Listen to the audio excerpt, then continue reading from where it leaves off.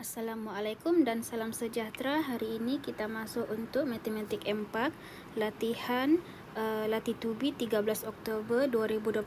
Ini adalah soalan yang diberi kepada pelajar di dalam grup WhatsApp dan juga Google Classroom.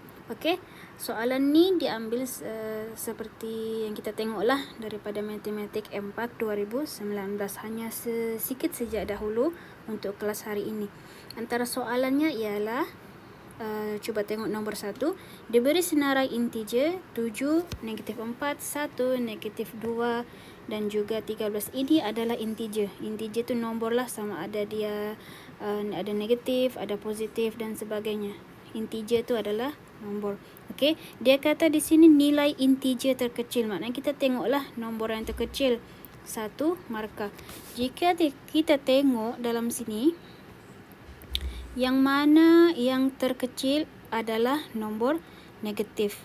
Okey, nombor negatif. Di dalam soalan tiada pecahan, tiada juga perpuluhan. Okey, perpuluhan. Jadi yang terkecil adalah nombor yang ada negatif. Jadi yang ada negatif sini yang kecil adalah negatif 2 atau 4. Jadi kita pilih negatif 4 adalah yang terkecil. Sebab bila kita susun nombor, okey, yang paling besar 13, lepas tu 7, lepas tu kita tengok di situ ada 1 dan juga negatif 2 dan juga negatif 4. Ini cara kita susun. Semakin dia ke kanan dia membesar, manakala semakin ke kiri dia mengecil. Okey, jadi ini adalah nombornya. Jadi kita tengok yang paling kecil adalah negatif 4. Jadi jawapannya adalah yang kecil adalah negatif 4. Jadi kita pun dapat sudah 1 markah. Okey, yang seterusnya dia kata soalan nyatakan nilai integer yang terbesar. Dalam sini, okey, garis nombor ni yang paling besar semakin ke kiri. Jadi semakin ke kiri dia membesar, jawapannya adalah 13. Jadi kita pun letaklah nilai di situ, jawapannya adalah 13.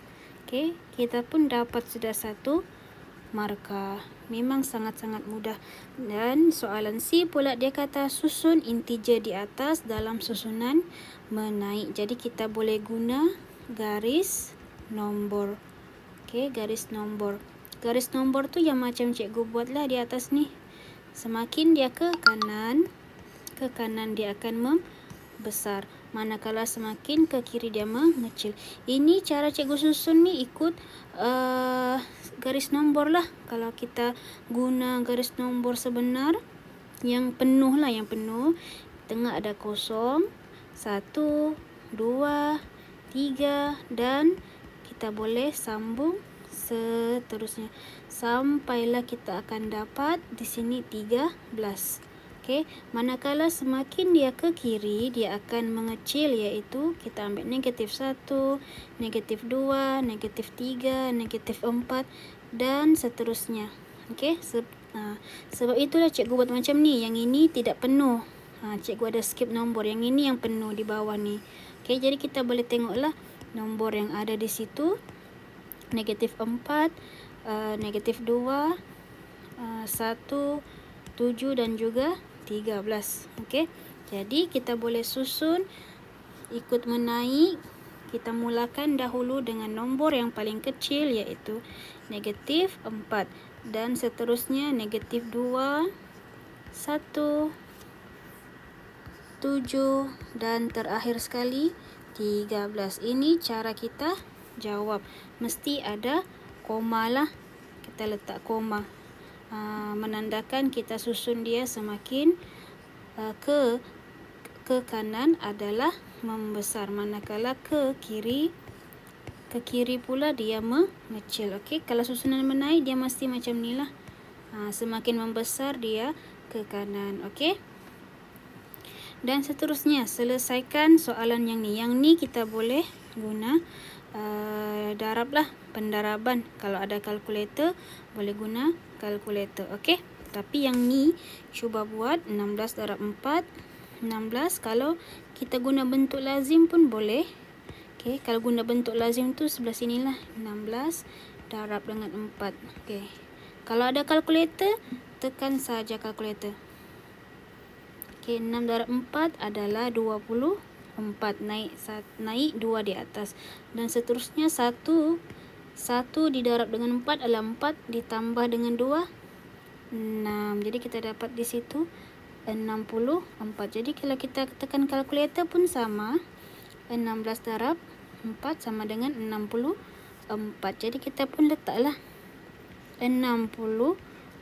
Lepas tu bahagi dengan 3. Okey, bahagi 3. Okey, 64 bahagi 3. Kalau guna manual pun boleh. Okey. 64 bahagi dengan 3. Jadi 3 darab 2 6. Lepas tu 4. Ada bakikan, jadi kita guna kalkulator. 64 bahagi 3. Okey, jawapannya di situ 64 bahagi 3. Kita mau dalam bentuk pecahan. Oh, tidak boleh.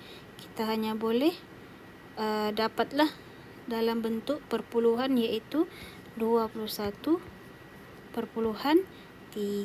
Okey, ataupun kamu boleh ambil yang penuh. Macam tu. 21/3. Okey. Dan seterusnya yang ni pun sama, boleh guna kalkulator. Kita tekan negatif 60 darab dengan 0.2. Kita akan dapat jawapannya di situ.